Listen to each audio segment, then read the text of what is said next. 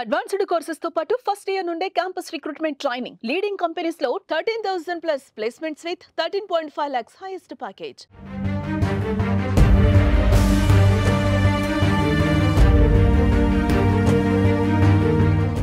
Mini Switzerland చూద్దామని ఒకరు, summer vacation enjoy చేద్దామని ఇంకొకరు, ఇలా కాశ్మీర్ అందాల్ని చూద్దామని వెళ్లిన వారికి మరణ శాసనం రాశారు ఉగ్రవాదులు. భూతల స్వర్గాన్ని రక్తంతో ఎరుపెక్కించారు. 28 మంది మృతి చెందగా మరో 20 మంది ప్రాణాలతో పోరాడుతున్నారు.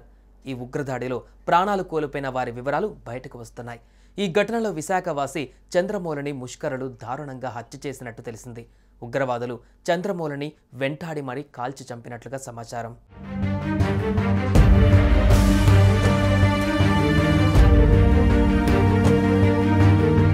కాశ్మీర్ అందాలను, చల్లని ఆ మంచు సోయగాలను చూద్దామని వేసవిలో ట్రిప్ ప్లాన్ చేసుకుంది ఆ కుటుంబం. 60 దాటిన వయసులో సమ్మర్ వెకేషన్ ప్లాన్ చేసుకుని కాశ్మీర్కు బయలుదేరారు. 3 జంటలు ఈ నెల 18న బయలుదేరారు. అక్కడికి వెళ్లిన తర్వాత వారికి విధి ఇంకొకలా విషాదం పలకరించింది. అంతలోనే పెహల్గాంలో విశాఖవాసి చంద్రమౌళిని కాల్చి చంపారు ముష్కరులు. పారిపోతున్న వెంటాడి కాల్చినట్లుగా సమాచారం అందుకున్నారు పోలీసులు. చంపొద్దని వేడుకున్న మోడీకి చెప్పుకోండంటూ విచక్షణారహితంగా కాల్పులు జరిపారు.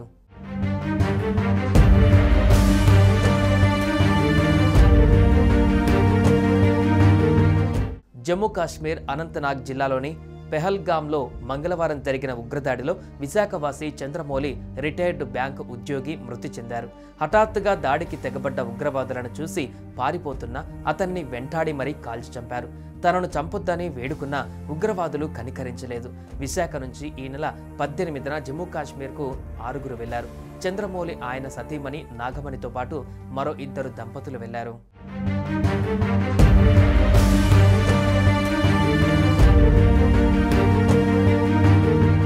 చంద్రమౌళి మృతదేహాన్ని గుర్తించిన తోడబుట్టిన చెల్లెలు, భార్య, కుటుంబ సభ్యులు రోధిస్తున్నారు. వేసవిలో విహారయాత్రకు బయలుదేరిన ఆ కుటుంబ సభ్యులకు ఈ విధంగా విషాదం మిగిలింది. ప్రస్తుతం ఆ మృతదేహాన్ని కుటుంబ సభ్యులతో పాటు అక్కడి నుంచి విశాఖపట్నం తరలిస్తున్నారు. వారి కాశ్మీర్ విహారయాత్ర విషాదాంతమయ్యింది. చంద్రమౌళి మృతదేహానికి పోస్టుమార్టం పూర్తయింది. ఆయన మృతదేహాన్ని ఎయిర్ లిఫ్టింగ్ ద్వారా విశాఖకు తరలించారు. దీంతో చంద్రమౌళి కుటుంబ సభ్యులలో విషాదం అలుముకుంది.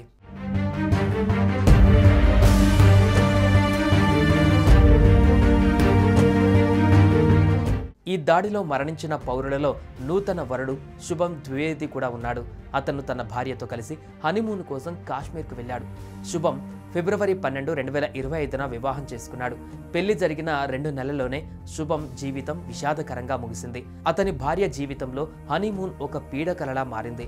శుభం ద్వివేది బంధువు సౌరవ్ ద్వివేది మాట్లాడుతూ ఉగ్రవాది వ్యక్తుల పేర్లు అడిగిన తర్వాత కాల్పులు ప్రారంభించారని చెప్పారు. పేరు అడిగి మరీ శుభం తలపైన నేరుగా కాల్చి చంపారని ఆరోపించారు. ఇంకా ఈ దాడిలో ఉత్తరప్రదేశ్, మహారాష్ట్ర, ఆంధ్రప్రదేశ్, నేపాల్కి చెందిన పర్యాటకులు ఉన్నారు.